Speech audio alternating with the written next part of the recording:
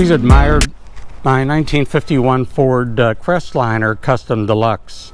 As you may know, the 51 Crestliners were very, very limited edition two-doors, and the Crestliners were easily distinguished by the vivid color sweep and the ample chrome attributes. It is finished in a beautiful Hawaiian bronze over elegant mahogany with a black roof and the two-tone tan interior, which we'll get to in just a moment. This Crestliner underwent a complete frame-off, ground-up, every nut and bolt rotisserie restoration. It was not a question of how much, only how good. It was an open checkbook restoration, and it's truly one of the best of the best. One recently sold at Mecum in Kansas City in the mid to high 40s. And I don't believe that it was as good as this one is. During the restoration, everything was done. The exterior, the interior, every piece of bright work was triple plated with chrome, and the mechanics were completely done as well. As you can see, it has the wide white wall tires, the correct Crestliner hubcaps, which were unique to the Crestliner, the ribbed rear fender skirts. Look at the beautiful sweeping two-tone paint on it, Sam, and if you look down the sides of it, it is as straight as an arrow. That's a beautiful color combination. I think so as well.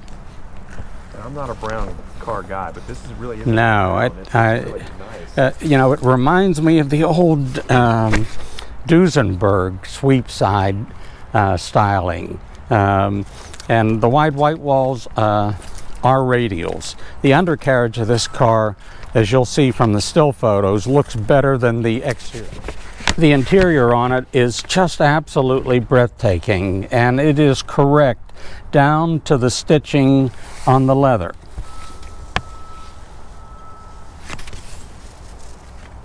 It has the 3-speed manual transmission, which we call 3 on the tree.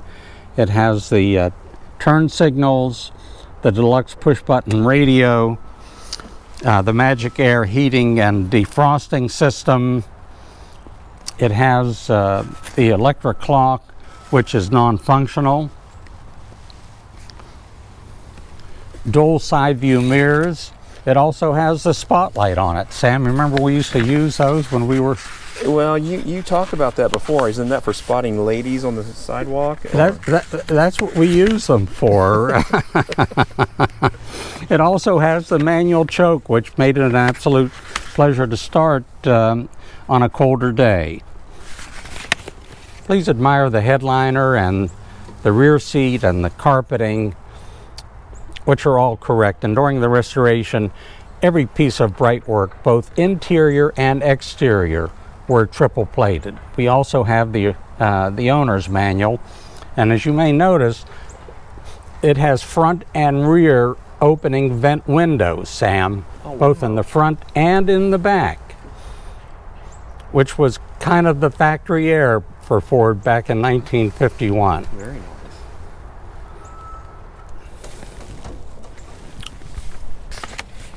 The trunk compartment is show quality. You can see every piece of, there's a wide white wall, the original style Firestone tire, which has never been on the ground, the original jack. That tire still has the sticker on it. That's crazy.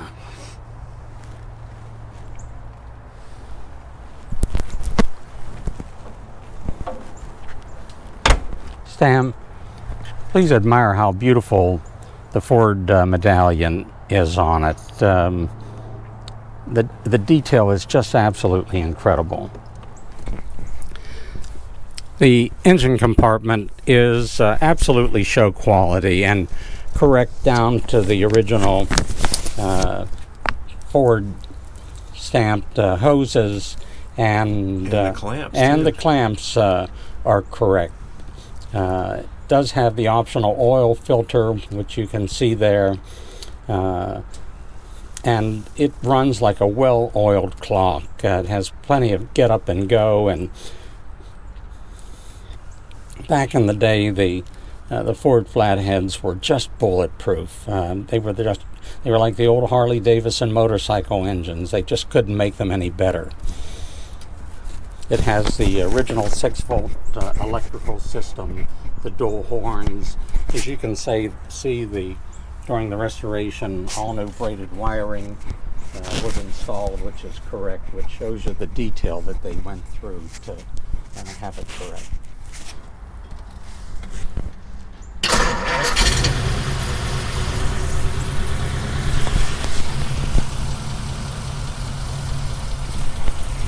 Wow. Is it running? I can't tell. Wait. See if that fan. The fan is spinning, so yeah, I think it started. Wow, that's so very quiet.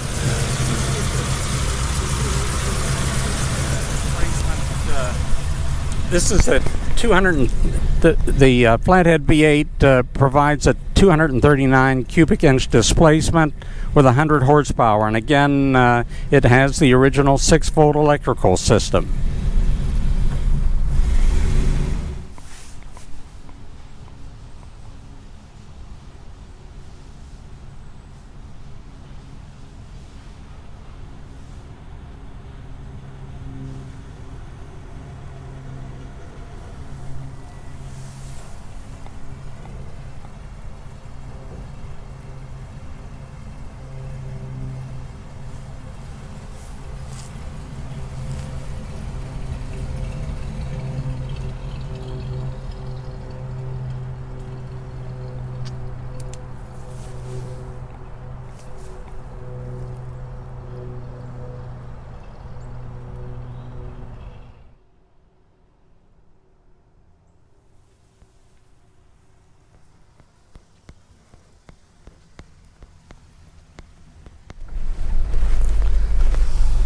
Sam, one of the things that I didn't point out that I just recalled is that every piece of glass in the car was replaced with the Ford stamped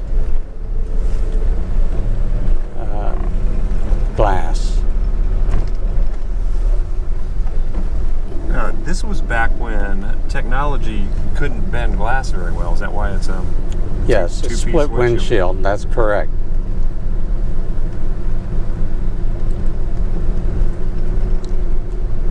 Back in the day, the Ford Flathead V8s were loved by the North Georgia moonshiners. Why? Because when they would be bringing their shine in on Friday evenings, they could outrun the 6-cylinder Chevy police cars in these small country towns, especially those that would not accept payoffs. I did read where back in the day when John Dillinger was a big fan of the Ford V8, and actually I think he sent a letter to Henry Ford congratulating him or thanking him for the V8. This Ford runs beautifully. It is such a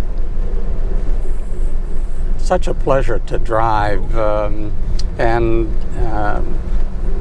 you know, I'm 76 years old, and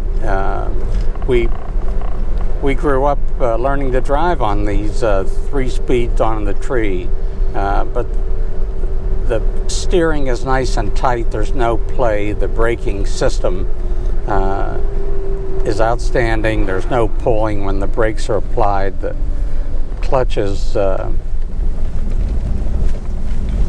the shifting on it is just great.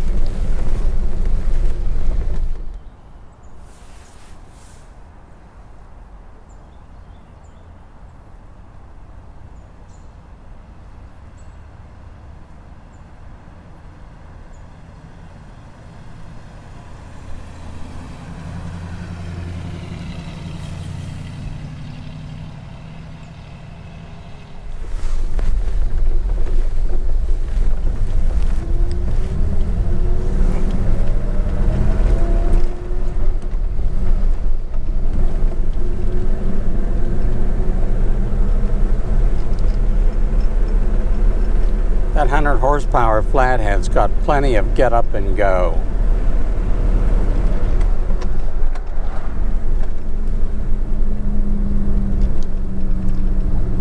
And it runs whisper soft. You know, there's no sound like that of the old flatheads. They just kind of have a song of their own.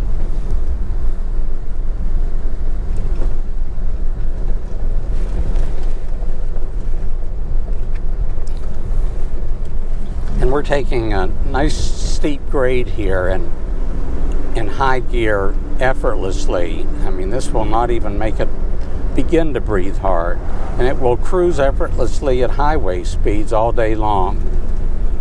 The only challenge that I ever get when I have it out is getting admirers giving us thumbs up and taking pictures with their phones from getting too close to me.